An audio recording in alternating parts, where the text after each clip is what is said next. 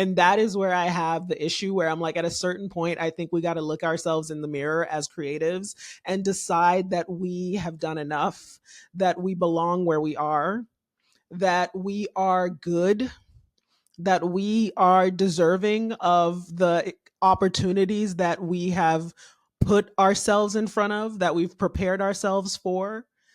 Like, I actually have an issue with imposter syndrome because I think it can be so destructive. It can cause so much anxiety and it can really shut us down as creatives. So I really have an issue with imposter syndrome for real. I'm Charla Larston. I've been a TV writer for almost a decade, but it wasn't that long ago that quitting my day job and moving to Hollywood was nothing but a pipe dream. After lots of failures, many mistakes, and many lessons learned, I've now written for 7 TV shows, 2 features, and sold 3 TV pilots. I've done all this through imposter syndrome, burnout, and with zero roadmap. On the Working Writer podcast, I pull back the curtain on breaking in and teach screenwriters and creatives how to thrive both personally and professionally. Without further ado, let's get to work. What's up, party people? Welcome to another episode of the Working Writer podcast. Thank you so much for joining me once again. I'm laughing and smiling if you can't see this right now because I think that this British accent is so stupid and I cannot stop doing it. I swear to God, every time I start this podcast, I'm like, you're going to not do that. And then I do it. And I'm sorry. So anyway, I want to talk about imposter syndrome on today's episode because the creative community, I swear to God, is infested. We are dying of imposter syndrome. It is everywhere. It is like a disease in Hollywood, it's a disease among creatives. I feel like it's something that everyone just accepts. I feel like everybody's just like, yeah, I'm an imposter. I have imposter syndrome. And because I had such a negative experience with imposter syndrome, because I had such a traumatic imposter syndrome experience, I feel like I don't want us to have this idea that imposter syndrome is just something that we have to live with. I absolutely think that it is totally normal. Like, of course, if you are new or if you're not used to um, getting any kind of recognition or career advancement as a creative, it's totally normal to feel like an imposter when that happens for the first time. But at a certain point, like even I have a serious issue with continuing to feel like an imposter to the point where there's no end in sight as a creative. Like I literally know creatives who I think are like they are like a shining star at the top of a hill. They're so smart, they're so good at what they do, they're so far in their career. I'm looking up to them and they're struggling with imposter syndrome. And that is where I have the issue where I'm like, at a certain point, I think we got to look ourselves in the mirror as creatives and decide that we have done enough, that we belong where we are, that we are good, that we are deserving of the opportunities that we have put ourselves in front of, that we've prepared ourselves for. Like, I actually have an issue with imposter syndrome because I think it can be so destructive. It can cause so much anxiety and it can really shut us down as creatives. So I really have an issue with imposter syndrome for real. So I want to start the episode by talking about my quite traumatic experience with imposter syndrome. And, looking back, I feel like, of course, I felt an insane amount of imposter syndrome.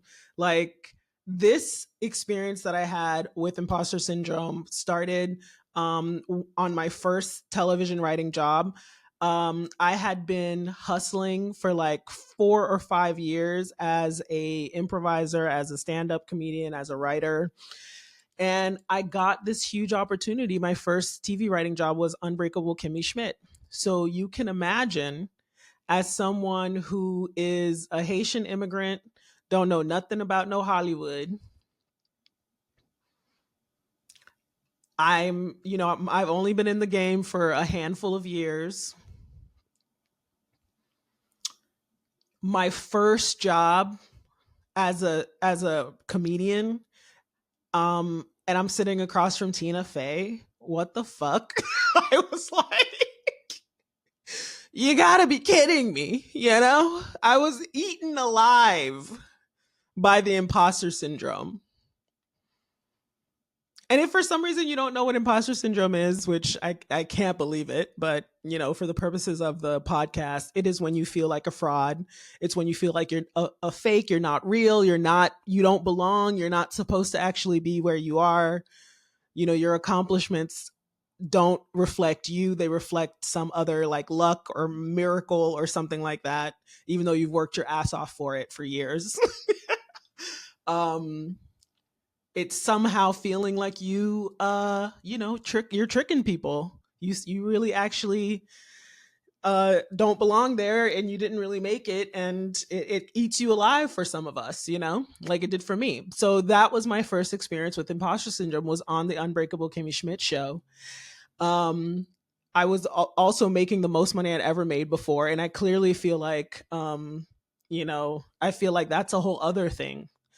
When you jump in income, at least for me, it was like a real like shock to the system. It was a real imposter syndrome feeling. It was a real feeling like I don't know, maybe of not deserving it. So I'm on the Unbreakable Kimmy Schmidt show.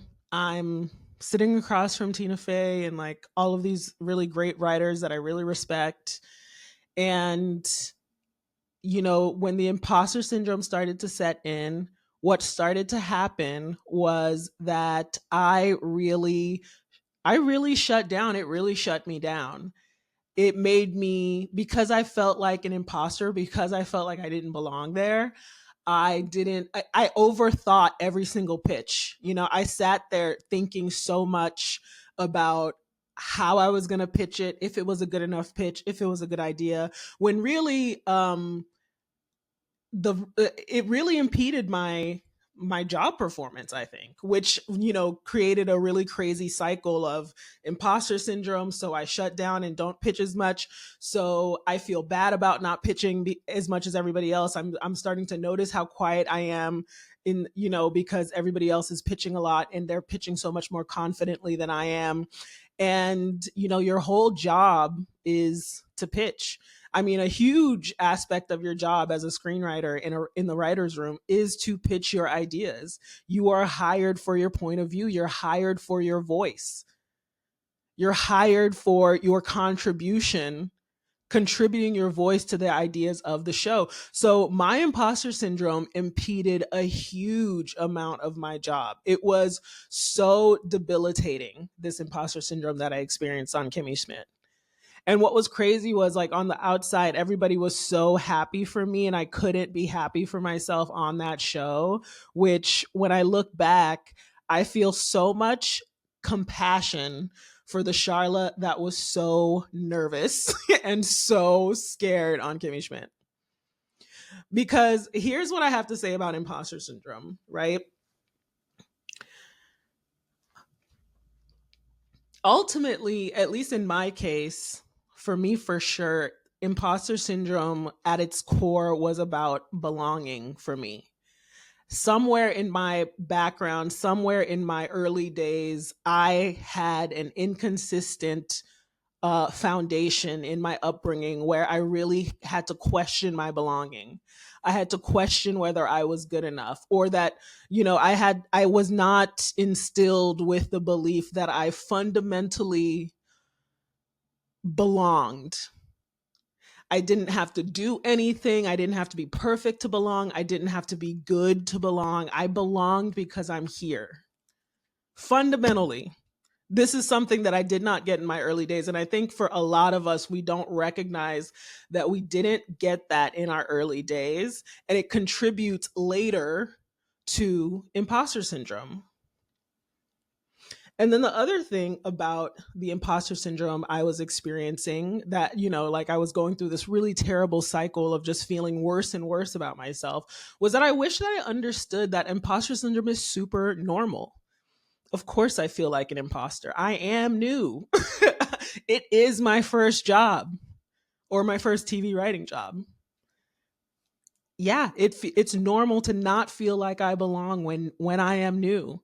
And if I had just let that be okay, if I had just accepted and and just been okay with the fact that I am new and I don't know everything.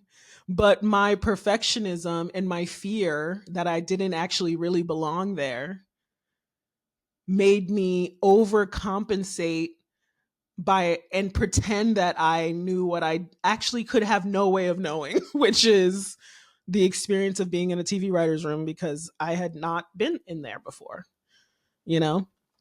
And I had not worked with such caliber of writers before. And I was a new member of the WJ. Everything was so new, but I had such a anxious fear of being found out that I actually don't know anything, which again, looking back, if I had had more compassion for myself, if I had had a fundamental, foundational, at my core understanding that I belong wherever I am, then maybe I wouldn't have tried to pretend that I know something and I would have just asked questions. And I would have just been more curious about how can I get better at this? What can I do to get better? But instead, I'm panicking because I'm not immediately perfect. I'm not immediately experienced, which is impossible. So not only is imposter syndrome like normal, but it's also a little bit like at least in my case, like delusional. Like it doesn't make any sense, you know what I mean? Like there's some cases where imposter syndrome, or at least for my experience, because I didn't recognize that it was a normal feeling to have and a totally normal thing that happens to people, um, I panic. I immediately try to appear like everything's going good here, sir. I belong here. Not nothing to see here, nothing weird at all. Don't kick me out because actually I don't belong. But because actually I do. Because I belong anywhere I am. Because you belong anywhere you are. You fundamentally belong wherever you are, which is something I wish I understood. So imposter syndrome can be delusional. In my case, like it was, or like just nonsensical, like just nonsense, like me just being so fearful that I don't belong there, that I totally mask and pretend like I know everything when I totally need a mentor and I definitely need help getting comfortable, you know, making sure that I'm reading social cues properly and not overthinking. It would have been nice to have just relaxed a little bit more instead of completely buying into my imposter syndrome craziness, because it created so much stress and it made my job so much harder. And it really dampened my creativity. It didn't, because of course, how can you be creative when you're not relaxed, when you're not at ease, when you're not aware and present, when you're totally overthinking and in your head, stressed out about being perfect? How can you possibly be creative? Where, what was that about?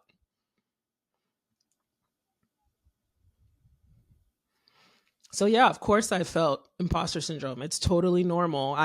The other thing is, those of us who are minorities, whether that means you're the only black person in a writer's room or the only woman in a writer's room, which have been experiences that I've had, yeah, I feel like an imposter. Of course, I feel like I don't belong. It is normal. So I guess what I'm saying is, imposter syndrome is both normal and nonsense at the same time. And I guess for me, recognizing both of those things was important. So what if you're experiencing imposter syndrome? What if you're someone who is never has you're never arrived, at the destination, no matter where you are, um no matter how many like instances or evidence of success that you have, no matter how much evidence of success you have, it's not enough for you to feel like you've made it, like you're good enough, like like you actually belong where you are, like you can actually step into the place that you've brought yourself to. I can't tell you how many people I've even invited on the podcast who I think are so good and so funny. And they're like, I'm not a big enough person yet. I'm not successful enough yet for my podcast, guys. You've seen my YouTube numbers. Somebody help me. I'm like, you've seen my YouTube numbers, bro, and you still trying to play games like you anyway. But this is the nonsensical nature of imposter syndrome. You see my problem with imposter syndrome here, guys. I hope you're liking this unhinged version of the podcast where I just go off on subjects that I find maddening in the creative community, because it's maddening. First, because of how horrible my experience was with imposter syndrome. And second, because of the amazing creators that I know who still have imposter syndrome at the highest levels. And it is maddening. So, all right.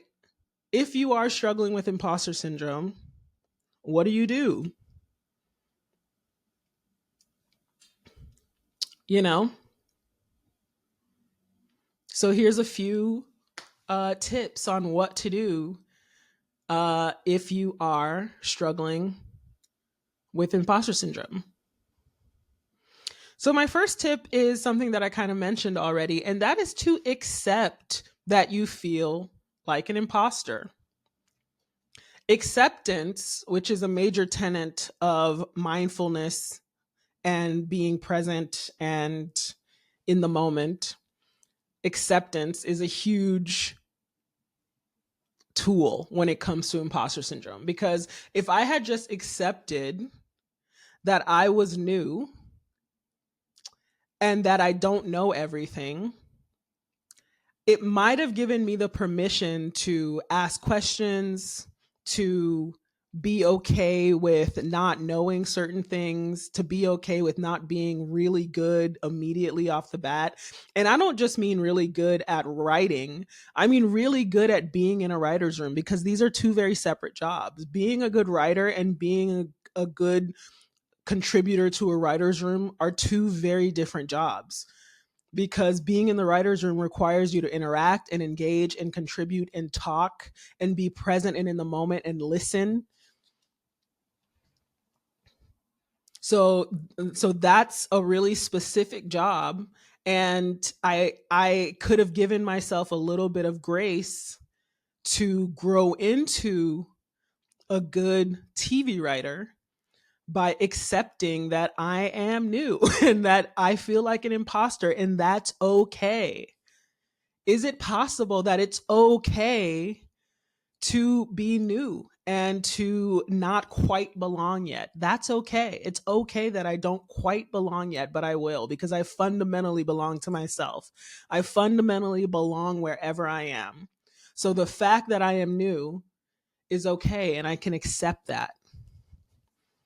I think it sounds simple, but it was really hard for me to do at the time, and potentially because I didn't know how to do it, because I was so wrapped up in that perfectionism mode of never being able to appear like I'm not good at something, you know? So, acceptance. So, the second part is about, if you are in a situation where you're feeling like an imposter, first accepting it, you know, relaxing into the fact that you might not quite belong yet. And I think the second part is, if you do feel a fundamental feeling of, you know, I don't really feel like I belong, if that's a big thing for you, I think finding ways to create a sense of belonging for yourself can be really helpful. Because that's the other thing about, like, when I was really struggling with that imposter syndrome at Kimmy Schmidt, is that I just kind of accepted that I don't belong. I kind of just bought into this idea that I really do not belong there. So because I bought into it, I acted like I didn't belong there, you know? But if I had had a fundamental sense that I belong wherever I am because I'm just fundamentally good enough without having to be good, be perfect, outwork everyone, blah, blah, blah, whatever. If I had had that fundamental sense, then I would have been more relaxed. I would have enjoyed my time a little bit more. But I didn't. Because I felt like not belonging was normal and I bought into that, I just let myself be uncomfortable the whole time. I let myself be unhappy the whole time. I let myself feel out of place the whole time.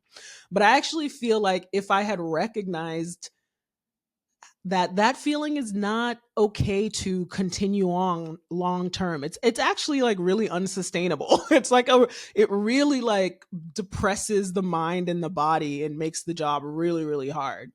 So if I had recognized that this is not okay, this is not something that I should be buying into, this is not something that I should just be accepting, this is not something that I should be doubling down on, that I actually don't belong, this is something that I should be really encouraging myself and positively talking myself out of.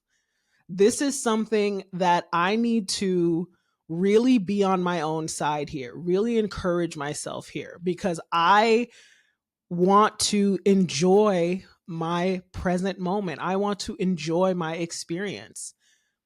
But I'm telling you, I think there was something about me just genuinely not believing that I had a right to enjoy my experience. I don't know what it was. I really just felt like I just really really believed that I didn't belong there. And I really bought into that and it made the job incredibly difficult. And I truly just don't want that for you as a creative. I want you to step into your creativity, step into your power, remember that you belong there, you know? And I feel like stepping into your creativity and stepping into your power is about knowing that you belong where you are, that you are deserving of great success. I think even like when you hear that, like, how does that hit you? Does that hit you in a way that is really hard to hear? That's something to notice, you know? The next thing is to remember that it's okay to not know everything. It's okay to not be that good at things, especially when you're just starting, especially when you're new. Creativity is such a wide range. Like it takes a lot of creatives decades to get really good at what they do. And so it's okay to be imperfect. It's okay to not be good yet. It's okay not to know everything yet. It doesn't mean that you're not the real thing. It doesn't mean that you're not ever going to be good. I think another thing that's really fucked up about imposter syndrome is how it steals the joy of milestones. Totally pisses me off. You know what I mean? I don't think at one point in my experience, like getting the job on Kimmy Schmidt, after, the initial like excitement of getting a job and like being there and stuff, I don't know if I really like celebrated that win that much. I don't know if I think because the imposter syndrome was so overwhelming, I don't think I took the moment to step back and be like, holy shit, like, look at where I am. How cool is this? How amazing is this? I don't know if I. I don't know if I actually did that. And that's the thing that imposter syndrome kind of steals from you. It steals the joy of stepping into and living in the moment, the present success. I think the other fucked up thing about imposter syndrome is that the goalpost is always moving. And what I mean by that is that you've never made it, you've never arrived. As far as imposter syndrome is concerned, because you're not at X stage, because you haven't done X thing, you can't say that you are, I guess, good or successful. because you haven't this, because you haven't that, blah, blah, blah. I'm not this. And the thing about that is that I feel like it's really disrespectful to our actual accomplishments and the actual amount of work that we've put into whatever we're doing. I feel like everybody I know works so hard and they try so hard. And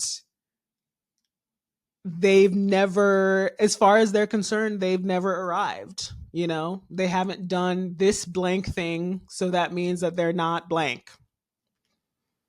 You know, they're not they're not the real thing yet because of blank, even though they've been literally doing this thing for like 10 years. And they have, and that's the thing. It's just like, what about the 10 years that you've put in? Does that not mean anything because you haven't, you know, achieved something specific? You haven't gotten something specific. I'm not saying that those milestones are not important, that they don't matter. I'm just saying, doesn't your work matter? Doesn't the 10 years of work that you've done matter as well? Shall we disrespect the work that we have put in, even though it hasn't gotten us an award or it hasn't gotten us blank or whatever? Does that mean that it isn't something to celebrate and be proud of and respect? Mad respect, give yourself props for that. I'm telling you, imposter syndrome really upsets me. It really upsets me. And I feel like the antidote to it is about giving yourself props, acknowledging and celebrating your wins, no matter how small they are. Because I feel like if we don't acknowledge our wins and we don't get in the habit of acknowledging our wins, then that means that even an Oscar won't be enough. It means that if we don't get into the habit and practice and knowing how it feels in our body to step into our wins, then you keep moving the goalposts. Like, I'll celebrate when I'll be good, when I'll have succeeded, when, then that means that we never actually practice and get into the habit of acknowledging and celebrating our wins and being happy about where we are. Then that means that we're never going to be happy about where we are. I'm telling you, if you don't start practicing it now, I've seen it at every level. If you don't start practicing celebrating your wins now, acknowledging your wins now, you're not going to do it after you get the show on Netflix or whatever. You're not going to do it after you get on the bestsellers list. Practice belonging right now.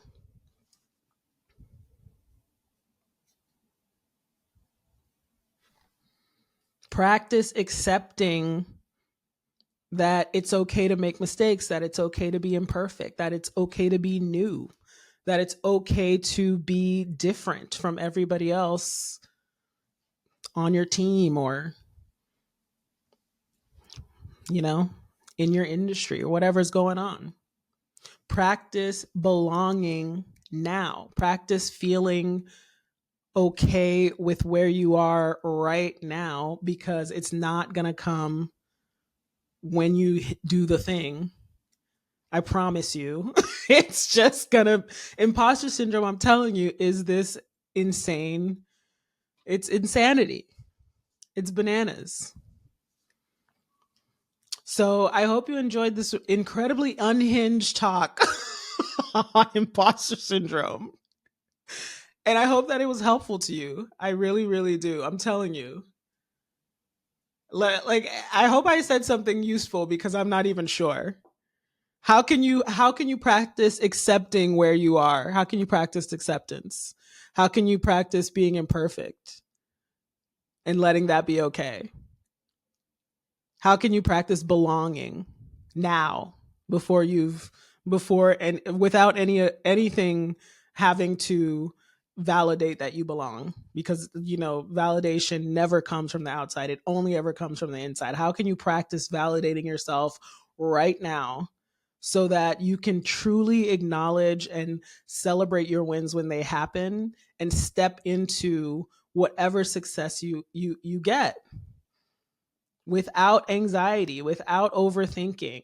Because imagine what it looks like when you belong. Imagine what it looks like.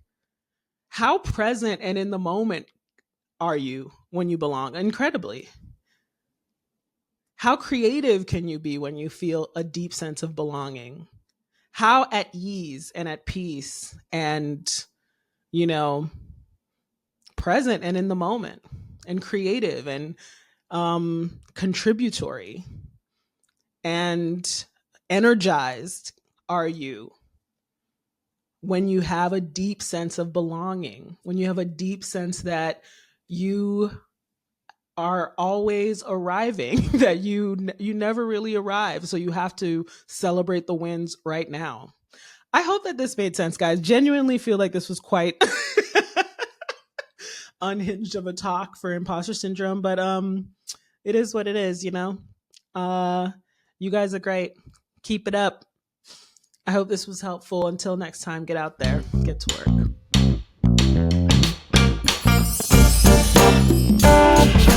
If you like this episode, please like, subscribe, share, or leave a comment for the algorithm gods.